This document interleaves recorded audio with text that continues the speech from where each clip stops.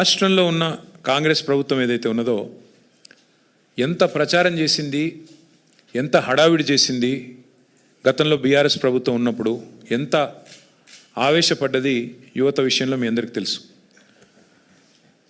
కానీ ఇవాళ విచిత్రమైన పరిస్థితి రాష్ట్రంలో. ప్రచార సభల్లో మాత్రమే కాదు, రాష్ట్ర అత్యున్నత సభ చట్టసభ అసెంబ్లీలో జాబ్ క్యాలెండర్ అని చెప్పి డిక్లేర్ చేశారు, విడుదల చేశారు.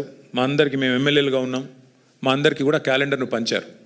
మేము అదే రోజు చెప్పాము, ఇది జాబులు లేని జాబ్ క్యాలెండరు, ఇందులో ఏమీ లేదు అని చెప్తే కూడా లేదు లేదు లేదు మీకు తెలియదు, మీరంతా కావాలని మా మీద బట్టగాల్చి మీదేస్తున్నారని చెప్పి మరి ఆ రోజు మా మీద దుమ్మెత్తిపోసే ప్రయత్నం చేసినారు. సరిగ్గా ఇప్పుడు 2 ఏళ్ళు అయింది శాసనసభలో జాబ్ క్యాలెండర్ విడుదల చేసి 2 సంవత్సరాలు గడిచింది. సరే, వీళ్ళ డిక్లరేషన్ల పేరిట యూత్ డిక్లరేషను, విద్యార్థి డిక్లరేషను, ఈ డిక్లరేషను, ఆ డిక్లరేషను అని బిల్డప్ ఇచ్చి ఢిల్లీ నుంచి పెద్దవాళ్ళని తీసుకొచ్చి కూడా మీటింగ్లు పెట్టి ప్రచారంతో ఊదరగొట్టారు. సరే, ఆ సభలు పనికిమాలిన చెత్త సభలు అనుకున్నా, వాళ్ళు పెట్టిన సభలు కేవలం ఓట్ల మాయ కోసం చేసిన సభలు అనుకున్నా, చట్టసభల కన్నా గౌరవం ఉండాలి కదా. మీ చెత్త సభల్లో పెట్టిన వాటికి ఎట్లాగో హామీలకు దిక్కులేదు, కానీ చట్టసభల్లో పెట్టిన క్యాలెండర్ కూడా దిక్కు లేకపోతే మరి వాళ్ళ ఏ రకంగా ఈ రాష్ట్రంలోని యువత మరి ఈ ప్రభుత్వాలను విశ్వసించాలి అనేది మన ముందున్న ప్రశ్న.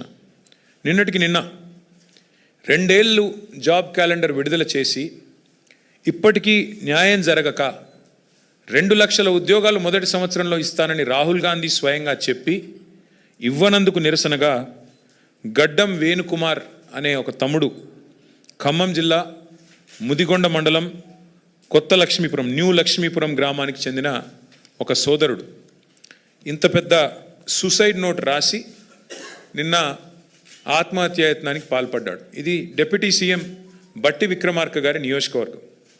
ఆ తమ్ముడు ఎంత స్పష్టంగా రాసినాడంటే ఈ లెటర్లో, జాబ్ క్యాలెండర్ ఇస్తాము అని మేనిఫెస్టోలో చెప్పడంతో నిరుద్యోగులమంతా కాంగ్రెస్ను గెలిపించాము, కానీ గత గవర్నమెంట్లో మిగిలిపోయిన నోటిఫికేషన్లు పూర్తి చేశారే తప్ప 2.5 సంవత్సరాలుగా జాబ్ క్యాలెండర్ ఇవ్వలేదు. జాబ్ క్యాలెండర్ ద్వారా ప్రతి సంవత్సరం నోటిఫికేషన్ విడుదలైతే నిరుద్యోగులకు ఈ దుస్థితి వచ్చేది కాదు అని చెబుతూ, మా మధిర నియోజకవర్గం పరిస్థితి చెప్తున్నాను, డిప్యూటీ సీఎం గారు జోక్యం చేసుకోవాలి అంటూ మొత్తం వివరంగా దాదాపు 2 పేజీల లెటర్. ఈ మాట, ఇంకా ఆయన చెప్పిన మాట, డిప్యూటీ సీఎం బట్టి, ఈ నోటు, ఈ సూసైడ్ నోటు డిప్యూటీ సీఎం బట్టి విక్రమార్క గారికి, సీఎం రేవంత్ రెడ్డి గారికి, రాహుల్ గాంధీ గారికి చేరే వరకు షేర్ చేయండి అంటే తన ఆవేదనను వ్యక్తపరుస్తూ ఆ తమ్ముడు మాట్లాడిన మాటలు నిన్న ఆసుపత్రిలో చావు బతుకుల మధ్యన కొట్టుమిట్టాడుతూ ఇప్పుడు స్టేబుల్గా ఉన్నాడని తెలుస్తుంది. సంతోషం. ఏం మాట్లాడాడు కూడా ఒకసారి వినండి మీరు. ఇచ్చిన మేనిఫెస్టో ఏంటో గవర్నమెంట్కి తెలుసు. చివరికి వచ్చేసరికి ఇప్పట్లో గ్రూప్స్ నోటిఫికేషన్ లేవు, మీరు ఎండిన దాకా తాగండి అవసరమైతే, మాకు సంబంధం లేదు. ఆయన మాట్లాడే ప్రతి మాట కూడా ఎట్లుందంటే వ్యతిరేకమే. కానీ ఎస్ఐ కానిస్టేబుల్ నోటిఫికేషన్లు ఇచ్చారు, ఏ నిరుద్యోగులు అవి సంతృప్తి పరచలేదు. అది కూడా ఈ లెటర్లో రాశారు, సంతృప్తి పరచలేదని. వాళ్ళు వచ్చి ఏం మాట్లాడారు, అన్ని నేను చేసి పెడతా అనేసి వాగ్దానాలు చేసి నమ్మినాం సార్. స్పష్టంగా ఆయన చెప్తున్న మాట, నోటిఫికేషన్లు ఇవ్వక ఏమైంది, ఎందుకు ఇవ్వరు? చివరికి పోలీసు ఉద్యోగాలు 20,000 ఖాళీలు ఉంటే 5,000, 7,000 ఎందుకు ఇస్తున్నారు? ఎందుకు 20,000 ఇవ్వరు? కేసీఆర్ గారు ఒకటేసారి 48,000 ఉద్యోగాలు నింపినప్పుడు మీరెందుకు నింపరు అని అడిగితే ఎండ్రిన్ తాగి చావండి. ఇది రాష్ట్ర ముఖ్యమంత్రి గారు యువతకిచ్చే సందేశం.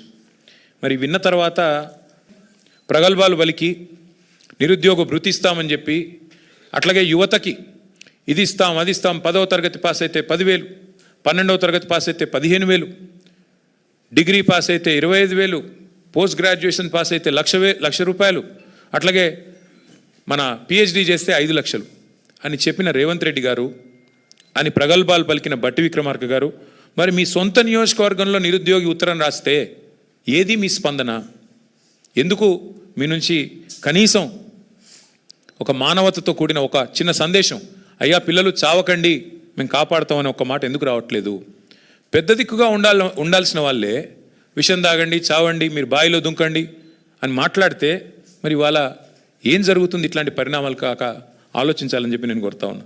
ఇంకా విచిత్రమైన పరిస్థితి ఏమంటే అక్కడ ప్రధానమంత్రి గారి ఇంటి ముందుకెళ్ళి ధర్నా చేసినట్టు, ఏదో కొత్త తరం పిల్లల కోసం వాళ్ళ ఆందోళనకి ఈయన మద్దతు పలికినట్టు చాలా పోజులు కొడుతున్నారు. నేను రాహుల్ గాంధీ గారిని అడుగుతా ఉన్నా, మరి మీ ముఖ్యమంత్రి గారు ఇవాళ ఈ రాష్ట్రంలో ప్రతి సంవత్సరం గ్రాడ్యుయేట్ అయ్యే ఇంజనీర్లను పట్టుకొని క్రిమినల్ వేస్ట్ అని మాట్లాడుతుంటే ఎందుకు ఉలకవు పలకవు? వాస్తవం ఏంటి రాహుల్ గాంధీ గారు?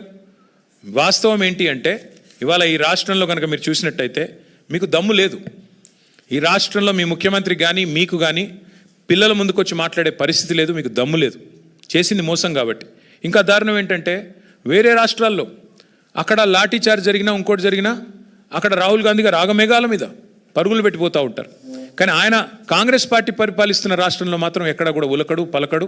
లాఠీ చార్జ్ అయినా, ఉరికిచ్చి కొట్టినా, ఎండ్రిని దాగమని చెప్పినా, అట్లాగే మరి ఇప్పుడు పిల్లల చివరికి సూసైడ్ నోట్లు రాసినా రాహుల్ గాంధీ గారిలో చలనం లేదు. ఒకటి మాత్రం వాస్తవం.